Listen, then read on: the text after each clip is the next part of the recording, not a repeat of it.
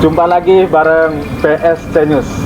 Kali ini BSC hadir dalam program kenal lebih dekat para tokoh dan figur Cilacap Barat. Assalamualaikum warahmatullahi wabarakatuh. Jumpa lagi bersama BSC News. Kali ini BSC berada di Kecamatan Gandrung Mangu, tepatnya di Desa Karanganyar, Cibenda, yakni di rumah pertanian ini, di Sayuran Sehat Organik Farm milik Pak Gunawan, salah satu tokoh ya, petani modern ini. Untuk selebihnya dan selengkapnya BSC akan interview, mempelajari lebih dalam apa saja yang dilakukan oleh Pak Gunawan. Assalamualaikum Pak Gun. Waalaikumsalam. Gimana kabarnya? Alhamdulillah Pak Puji sehat. Apa kabar? Sibuk terus ya? Alhamdulillah lumayan. Alhamdulillah. Ya lama nggak ketemu ini. Ya, ketemu ini BSC menyempatkan hadir di Pak Gun dalam rangka pengen belajar, menimba dan mengeksplor apa saja sih gitu kan yang dilakukan Pak Gun dengan organik farmnya ini gitu loh. Monggo kita sambil jalan-jalan mungkin ya, kita belajar bareng-bareng pengertian tentang pupuk organik ya. Pupuk organik ini kan apa ya, di masyarakat itu cenderung pemahaman tentang pupuk organik itu lama, sulit. Nah ini pemahaman ini yang perlu diluruskan. Ya. Karena selama ini teman-teman petani ini kan sangat kesulitan pupuk ketika subsidi pupuk itu sudah mulai dicabut dan subsidinya berkurang mungkin ya untuk yang satu. Yang kedua, harga semakin tahun semakin naik. Nah ini yang salah satunya memberatkan biaya produksi teman-teman petani. Nah kita sebagai petani harus mempunyai pola pikir bahwa biaya produksi itu harus ditekan. Nah untuk menekan biaya produksi itu kita salah satunya untuk mandiri pupuk. Artinya kita bisa memanfaatkan bahan-bahan di sekitar kita untuk dijadikan pupuk. Begitu. Dan hampir semua yang ditanam di sini itu organik semua. Full. Kita bicara sebenarnya gini, pupuk organik itu kan ada beberapa macam ya, ada pupuk organik padat, ada juga pupuk organik cair di sini, betul. Termasuk juga pestisida. Pestisida yang kita gunakan itu juga ramah lingkungan. Teman-teman petani di sini kadang-kadang kepenginnya itu instan untuk bercocok tanam. Jadi ya proses pemulihan lahan dulu. Kalau di sini yang saya tekankan itu pulihkan dulu lahannya. Rata-rata tanah di daerah kita itu tingkat keasamannya tinggi. Nah kalau tingkat keasaman tinggi, jelas perkembangan tanaman apapun itu akan sulit berkembang. Karena kalau tanah asam itu pupuk akan sulit diserap oleh tanaman nutrisinya. Jadi akan sulit berkembang. Nah di sini yang perlu ditekankan itu pembenahan lahan dulu. Pembenahan. Betul. Ya. Caranya ya perbanyak kandungan organik. Kandungan organik diperbanyak. Terus pemulihan lahan menggunakan pembenah tanah ini untuk mempercepat. Sekarang terbukti dengan cuaca ekstrim seperti ini, panas luar biasa, kita kekurangan air. Area lahan baik sawah maupun darat 2 minggu tidak hujan saja sekarang sudah retak kering semua. ya, retak. Itu pertanda lahan berarti kurang bahan organik di dalam tanah. Ini yang menyebabkan pertumbuhan tanaman menjadi kurang bagus dan hasil produksi juga kurang bagus di sini. Nah untuk masalah biaya produksi di pupuk organik itu sebenarnya jauh lebih murah jika dibandingkan dengan pupuk kimia. Saya bukan anti kimia, tapi kita berusaha kembali ke organik. Karena apa? Manfaat dari pupuk organik itu banyak sekali. Satu, kita menjaga alam. Jelas, menjaga alam itu sudah satu keharusan. di saat sekarang dunia sedang mengalami global warming ya, pemanasan global. Ini sudah menjadi warning dari dunia internasional bahwa pemanasan global ini sudah sangat serius di sini.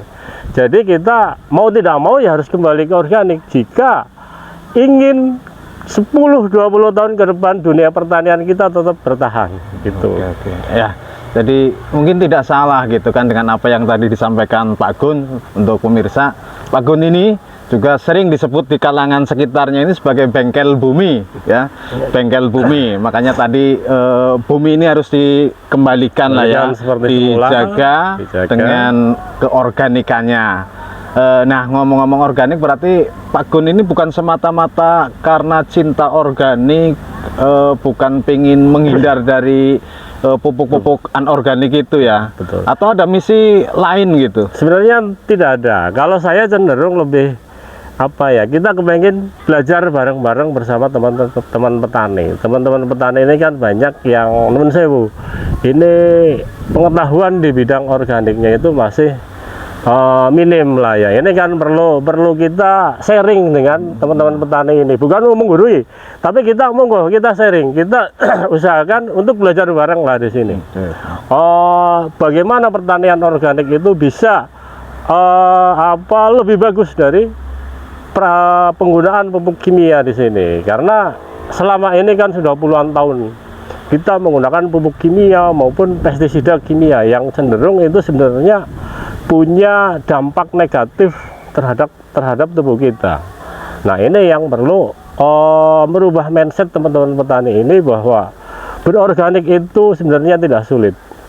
Satu, kedua akan sangat menguntungkan alam kita, karena nanti alam yang kita huni ini akan menjadi seimbang.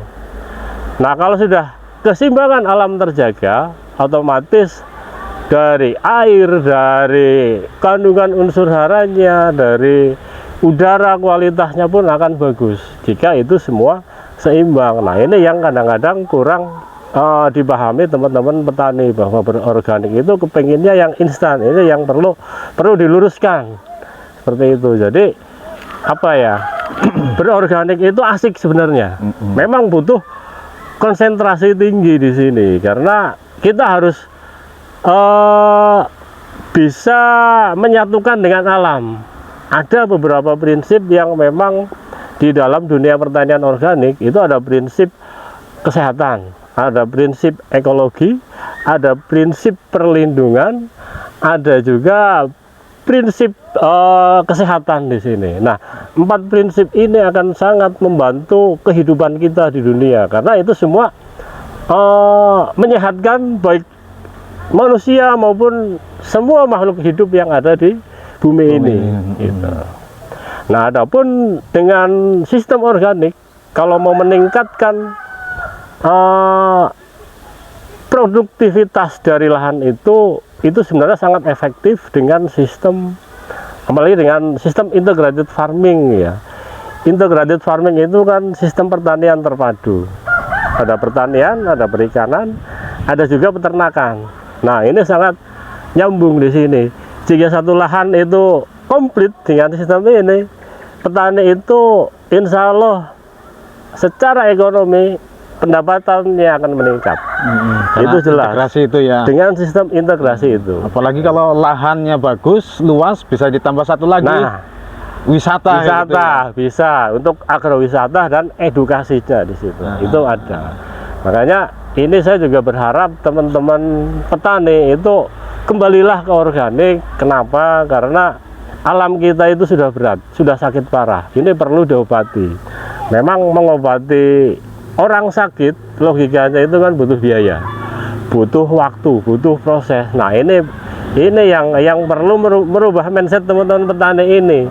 Kenapa selama ini teman-teman petani itu agak kurang suka terhadap penggunaan pupuk organik, apalagi dia harus buat sendiri, harus rutin ngontrol tanaman, karena organik itu kontinuitasnya harus jelas di situ. Nah, ini mindset yang seharusnya emang perlu dirubah dari petani-petani kita itu kan, karena mereka pengennya instan gitu kan. Kalau organik dipandang oleh mereka itu lama. Sebenarnya seberapa lama sih, atau tergantung treatmentnya begitu?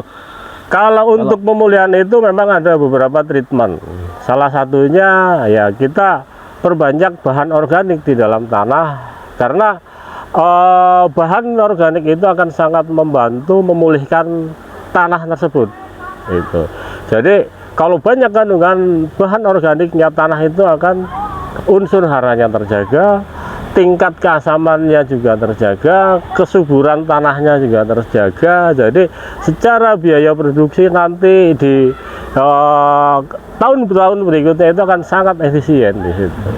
Beda kalau menggunakan kimia, karena apa? Kimia itu kan nun sewu, itu tidak bisa terurai. Beda dengan organik. Nah, bedanya ini di sini.